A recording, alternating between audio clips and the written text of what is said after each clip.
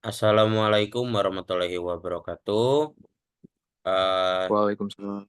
Selamat malam teman-teman semuanya yang menonton video ini dan juga yang terhormat dosen pengampu mata kuliah Ekonomi Kependudukan dan SDM Bapak Dr. Ade Jamal Mirdad.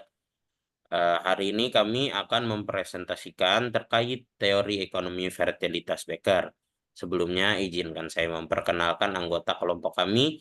Yang pertama ada saya sendiri, Bati Prastia dengan NIM akhir 072 dan juga ada Aska Aditya Wirapanca dengan NIM akhir 130. Tanpa perlu berbasa-basi lagi nih, kita akan langsung mulai ke pemaparan materi yang pertama yang akan disampaikan oleh Aska. Kepada Aska dipersilakan. Baik, terima kasih moderator. Pada materi pertama ini yaitu pendahuluan.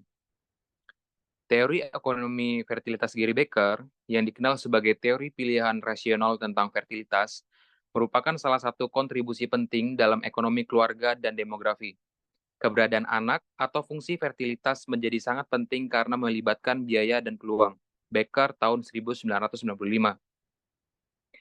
Teori ini membahas prinsip-prinsip ekonomi ke dalam analisis keputusan keluarga mengenai jumlah anak yang mereka miliki. Becker juga menganggap keputusan tentang jumlah anak sebagai hasil dari pertimbangan rasional yang melibatkan biaya dan manfaat. Next slide. Ya, selanjutnya yaitu fertilitas. Nah, fertilitas ini merupakan istilah yang digunakan untuk menggambarkan kemampuan individu atau pasangan untuk menghasilkan keturunan. Dalam konteks ekonomi, fertilitas mengacu pada jumlah anak yang dilahirkan oleh seorang ibu dalam periode waktu tertentu.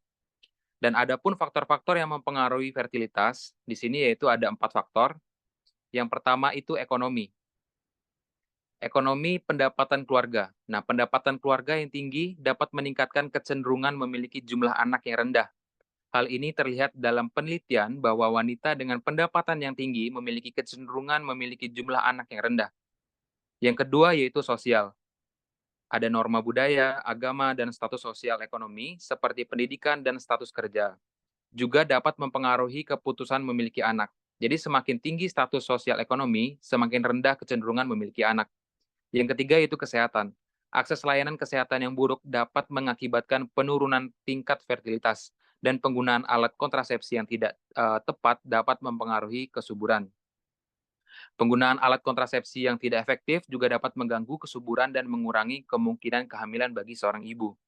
Selanjutnya yaitu pendidikan. Nah, pendidikan ini mempengaruhi umur perkawinan. Pendidikan memiliki pengaruh yang signifikan terhadap tingkat fertilitas. Wanita dengan tingkat pendidikan yang lebih tinggi cenderung memiliki jumlah anak yang lebih sedikit. Next slide. Baik, ya selanjutnya yaitu implikasi teori Becker. Yang pertama yaitu penurunan fertilitas di negara maju. Biaya hidup yang tinggi di negara maju memiliki maju dapat mempengaruhi keputusan memiliki anak. Nah, biaya hidup yang tinggi dapat membuat pasangan lebih cenderung untuk memiliki anak yang lebih sedikit agar dapat memenuhi kebutuhan hidup mereka. Nah, di negara dengan pendapatan tinggi dan kesempatan kerja yang tinggi bagi perempuan, tingkat fertilitas cenderung lebih rendah. Yang kedua itu peningkatan investasi dalam anak. Keluarga cenderung menginvestasikan lebih banyak sumber daya dalam kesehatan dan pendidikan anak-anak mereka ketika mereka memiliki lebih sedikit anak. Dan yang ketiga yaitu perbedaan fertilitas antar kelompok sosial. Jadi fertilitas cenderung lebih tinggi di kalangan keluarga berpendapatan rendah atau di masyarakat yang di mana biaya kesempatan untuk membesarkan anak itu lebih rendah. Dan sedangkan keluarga dengan berpendapatan yang lebih tinggi dapat mempengaruhi keputusan memiliki anak yang dapat meningkatkan kemampuan untuk memenuhi kebutuhan hidupnya dan mempengaruhi keputusan memiliki anak yang lebih sedikit namun berkualitas. Next slide. Yaitu slide ini adalah membahas tentang transisi demografis. Teori transisi demografis merupakan kerangka yang menjelaskan perubahan pola fertilitas dan mortalitas dalam masyarakat seiring dengan berkembangan ekonomi dan sosial. Transisi demografis ditandai dengan peningkatan populasi dan khususnya tren menuju angka kelahiran yang lebih rendah. Dengan demikian, gagasan proses transisi demografi berpusat pada perubahan ukuran, struktur, dan komposisi populasi yang terjadi sepanjang transisi. Teori transisi demografi terdiri dari 3 fase yang selanjutnya akan dijelaskan oleh teman saya, yaitu Bati. Pada Bati selanjutnya. Terima kasih. Baik, terima kasih Aska atas pemaparan materinya. Selanjutnya izinkan saya memaparkan terkait fase-fase transisi demografi. Yang pertama ada periode pra-transisi. Pada periode ini memiliki tingkat kelahiran dan kematian yang tinggi. Peningkatan populasi alami dapat diabaikan atau mendekati nol. Laju pertumbuhan populasi alami sedang tinggi selama fase transisi ini, ditandai dengan penurunan angka kelahiran dan kematian. Yang kedua, ada masa transisi.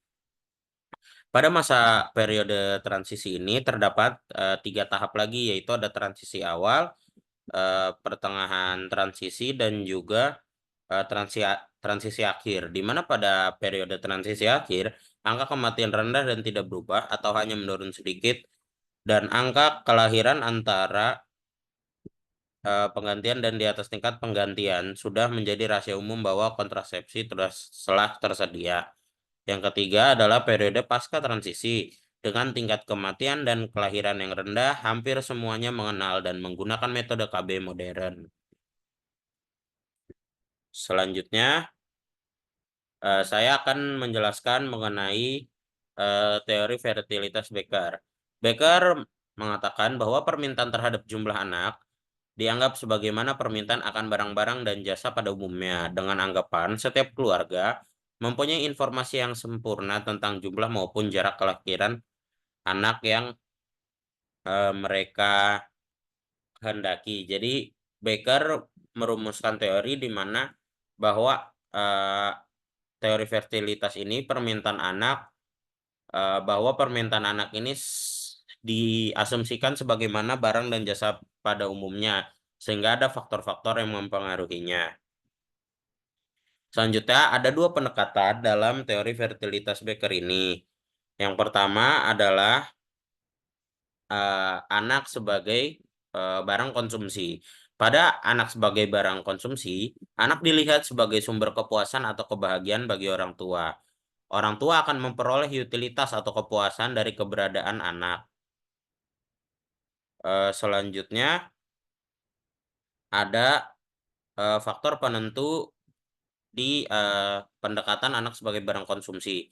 Yang pertama adalah pendapatan keluarga. Semakin tinggi pendapatan, semakin mampu keluarga untuk memiliki anak karena mereka dapat menanggung biaya yang lebih besar.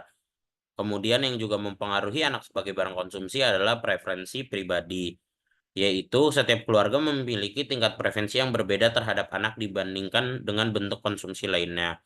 Yang selanjutnya ada pendekatan anak sebagai produksi. Anak dilihat sebagai investasi yang akan menghasilkan imbalan di masa depan.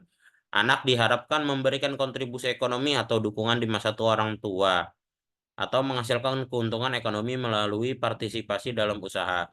Jadi keinginan mempunyai anaknya ini punya tujuan motif ekonomi, yaitu investasi, bukan hanya untuk memenuhi utilitas dari orang tuanya. Jadi kalau pada pendekatan anak sebagai produksi, maka nanti si anak akan dihitung apakah nanti dia akan bermanfaat atau memberikan sebuah imbalan di masa depan nanti. Faktor-faktor penentunya itu kayak nilai anak sebagai aset atau pasar tenaga kerja dan juga biaya pendidikan. Selanjutnya ada status sosial, ekonomi, dan fertilitas. Ada beberapa status sosial ekonomi yang mempengaruhi tingkat fertilitas. Yang pertama ada pendidikan dan fertilitas. Hubungan pendidikan fertilitas bisa kita katakan dari beberapa sumber, juga memiliki hubungan yang negatif karena semakin well educated seorang orang tua, maka dia akan berhati-hati dalam fertilitas. Dan juga ada umur dan fertilitas. Umur juga menjadi salah satu hal yang penting dari aspek fertilitas karena umur terkait dengan kondisi fisik. Selanjutnya ada pekerjaan suami dan fertilitas. Pekerjaan suami diproyeksikan sebagai kemampuan sebuah keluarga dalam membiayai si anak, sehingga bagaimanapun juga nanti pekerjaan suami akan berhubungan dengan fertilitas. Selanjutnya ada tempat tinggal dan fertilitas. Hal ini berpengaruh terkait dengan kultur dan budaya tempat tinggalnya. Sebagaimana yang kita ketahui, tentunya tempat tinggal kota dan desa akan berbeda dalam memandang memiliki anak atau fertilitas. Hal ini akan disebabkan oleh kultur-kultur budaya yang ada pada setiap tempat tinggalnya. Baik, itu saja yang bisa saya sampaikan mengenai teori fertilitas Gary Becker. Selanjutnya, izinkan saya menyampaikan kesimpulan pada presentasi kali ini, yaitu ada hubungan negatif antara karakteristik sosial ekonomi dan fertilitas. Kemajuan atau perkembangan suatu masyarakat dari masyarakat tradisional atau closed society menjadi masyarakat maju atau industri open society, dan cara hidup modern dapat menggoyahkan keluarga besar menjadi keluarga kecil yang sehat dan bahagia. Sebagian besar gaya pengasuh modern, biaya pemeliharaan, dan nilai kualitas anak yang diberikan telah menyebabkan pergeseran dalam kebiasaan belanja rata-rata keluarga. Itu saja kesimpulan yang saya dapat sampaikan. Kurang lebihnya mohon maaf. Apabila masih ada yang ingin didiskusikan, silakan ditaruh pada kolom komentar, dan kami harap presentasi ini dapat menjadi sebuah acuan teman-teman untuk lebih mengenal mengenai teori Gary Becker.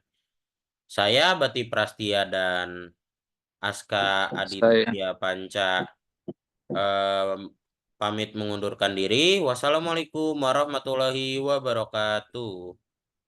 Waalaikumsalam warahmatullahi wabarakatuh.